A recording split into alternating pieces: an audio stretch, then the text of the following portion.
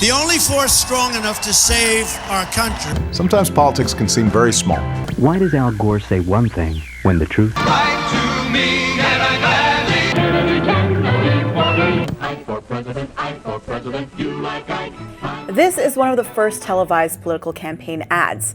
I like Ike. It's so simple. It's a catchy song, there's an easy-to-remember rhyme, and a man with a name like Dwight Eisenhower, known for being a military giant, is immediately made personable, relatable. The I Like Ike ad really was the first campaign advertisement sent out in a mass media form designed to directly sort of introduce Ike and his supporters to the broader electorate. In 2018, political campaign ads have become major productions with complete narrative arcs, like films, and can have greater reach over social media than television. So how did the all-American political campaign ad come to be, and how has it evolved into a multi-billion-dollar industry that relies on knowing everything about you?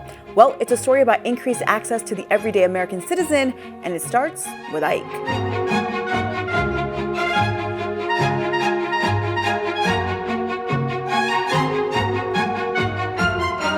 General Dwight D. Eisenhower wasn't really a guy known for his charm. He was a decorated war hero who had brought the United States to victory during World War II. And when he decided to run for president in 1952, he wasn't coming with much or really any experience with electoral politics. So the challenge he presented to those who were pushing for an Eisenhower presidency was, how do we take someone so well known and liked who has no political experience and has terrible oratory skills and get him elected? Enter the television ad. A big advertising executive approached Eisenhower with a plan for a TV ad campaign called Eisenhower Answers America. The campaign was run by a bunch of Hollywood and advertising bigwigs who wanted to capitalize on the extreme growth of television in the United States during the 1940s and 50s. Imagine, 40 million American households in 1952 had television sets. That's 40 million households that weren't available in previous election cycles. The advertising campaign was simple, several 20 or 30-second spots where Eisenhower was answering questions about his vision and while being sold as politically adept. Daniel Kreese, an associate professor at UNC Chapel Hill, says that it was the Eisenhower TV ad campaign that really changed in a way where priorities were for campaigning. Campaigns start to contest elections more through air wars than the ground wars, which is to say that instead of going out, knocking on doors, relying on strong political parties, campaigns and candidates generally make their appeals to the electorate directly over the airwaves. Politics becomes much more about sending generally undifferentiated messages to a mass electorate. Now, Eisenhower won the presidential election in 1952, and the personable ads had an impact on converting Democratic voters and non-voters to vote for him, the Republican candidate. Eisenhower's political TV ad campaign success set the tone for how elections would be fought going forward, and it continues to the election in 1960 with John F. Kennedy and Richard Nixon. I want to talk to you for a moment. By that election, 90% of American households had a television set. Compare that to just 9% 10 years earlier. And from there, the American political ad just continues to develop with the infamous Daisy ad in 1964. It was run by the Lyndon B. Johnson presidential campaign and attacked the Republican candidate, Barry Goldwater. 6, 5, 4, 3, 2, 1,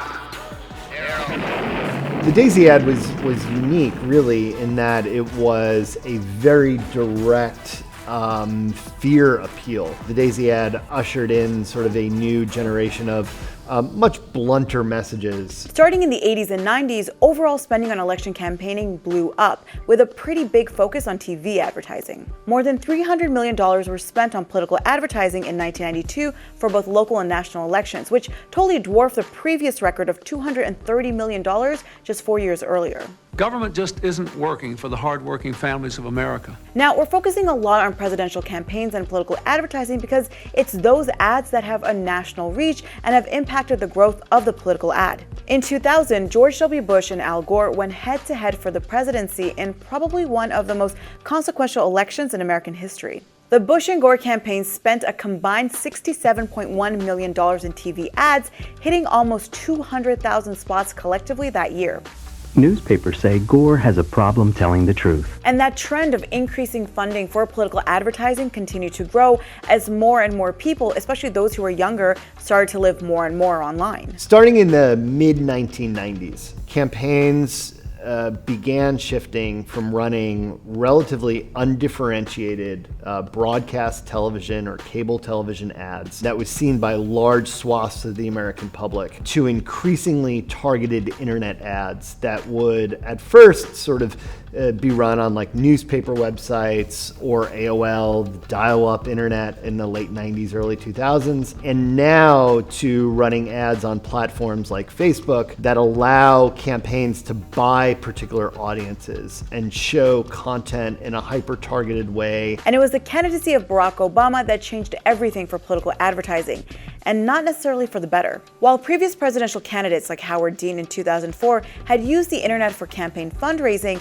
it was the Obama campaign that used it to advertise, to mobilize voters, and to push back against attacks from opponents. At this defining moment in our history, the question's not, are you better off than you were 4 years ago? We all know the answer to that.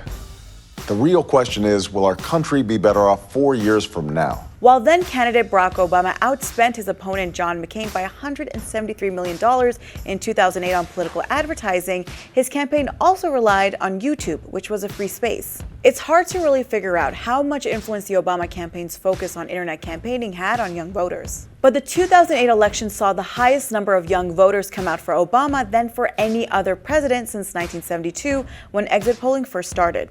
Oh, and get this, remember this viral YouTube video? Yes, we can. It was whispered by slaves and abolitionists as they blazed the trail for freedom. That ad is the one that's believed to have put Barack Obama on the map, and it wasn't created for television or by the Obama campaign, but by will.i.am of the Black Eyed Peas. But it totally became the Obama campaign's anthem. Yes, we can. It was whispered by slaves and abolitionists as they blazed the trail towards freedom. Obama's 2012 campaign once again changed how the internet could and would be used for political advertising, anointing that election the first big data election. The Obama campaign went all out when it came to collecting data to better target voters, and Facebook was a huge part of that push. The campaign collected and studied data on prospective voters through public information and catered messages for specific demographics, specific areas, and even people. That tactic is known as micro-targeting, and it was a big and controversial part of the 2016 presidential election. Now, let's take a breather for a moment to recap where we are. We've gone from this ad that reached 40 million American households to political campaign advertising that's collecting your data and customizing messaging that targets you wherever you are. So broadly, the implication of that movement from mass to much more hyper-targeted publics means that campaigns and other political actors are able to make increasingly narrow appeals to very small slices of the electorate. And even more importantly, those people who are seeing an ad don't necessarily know that they're seeing the same ads as other people. A candidate could say one thing to one group of people and another thing that to another group of people, depending on what's strategically advantageous. And we see what Crease is talking about in the 2016 election campaigns. During that election cycle, then candidate Donald Trump spent a fraction on political advertising compared to his opponent Hillary Clinton, who was slated by many to become the 45th president.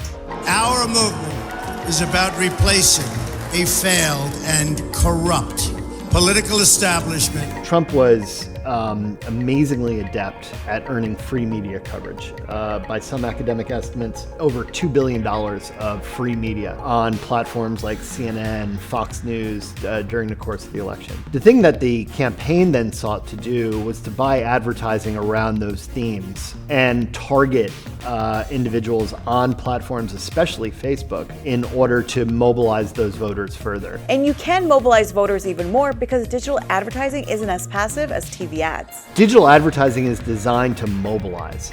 And what I think the Trump campaign did very effectively was reach out to people who were Trump supporters or likely to be sympathizing with them, and then asking them to take action in some particular way. Now, while social media and the internet overall are powerful tools that can empower voters, political advertising online is not regulated, meaning there's potential for anything goes. And that anything goes caused a lot of outrage when it was revealed in 2017 that UK-based Cambridge Analytica, a private consulting firm, had gained access to the private information of almost 90 million Facebook users through an app. That access violated Facebook's privacy rules and the trust of millions of users in the platform, but not any federal laws. One of the firm's clients was the Trump campaign. It used data collected on a huge part of the American electorate to micro-target its message. So again, We've gone from I like Ike to an invasion of privacy just for political advertising. So what's next? Where does political campaign advertising go in a world of big money and big surveillance? Well, Naomi Byrne and Nick Hayes, the people behind Alexandria Ocasio-Cortez's viral The Courage to Change ad, think the future is principled advertising for principled politicians. Byrne and Hayes are the founders of Means of Production, a socialist production company founded in the aftermath of the 2016 presidential election, working on ads for a group of relative newcomers to the mainstream, the Democratic Socialists of America. And they're not afraid of being very open about having an agenda. We really want to work with people that are pushing a politics, advancing an agenda that benefits working class people. We draw a line and we won't work with people who take corporate money because there's no interesting stories to be told about those people. And we also only work with people who have a socialist politics because without like an ideological foundation, progressivism is co-opted. And they found success with New York Democratic congressional nominee Alexandria Ocasio-Cortez. Women like me aren't supposed to run for office. I wasn't born to a wealthy or powerful family. I reached out to her on Twitter. I explained who we were as Means of Production. I said we take no corporate money, we're socialists, and we would really love to make a campaign video for you. She immediately responded. The next day we got on the phone, and a month later we were in New York. I think the thing that made us want to work with her was she was unapologetically socialist, and she understood how to articulate those ideas that met people where they were at. The final result was an ad that delivered a strong narrative that intertwined her own life with the lives and experiences of so many of the people who would be her constituents. It wasn't televised, and it went viral online. But after 20 years of the same representation, we have to ask, who has New York been changing for? Every day gets harder for working families like mine to get by. The rent gets higher, healthcare covers less, and our income stays the same.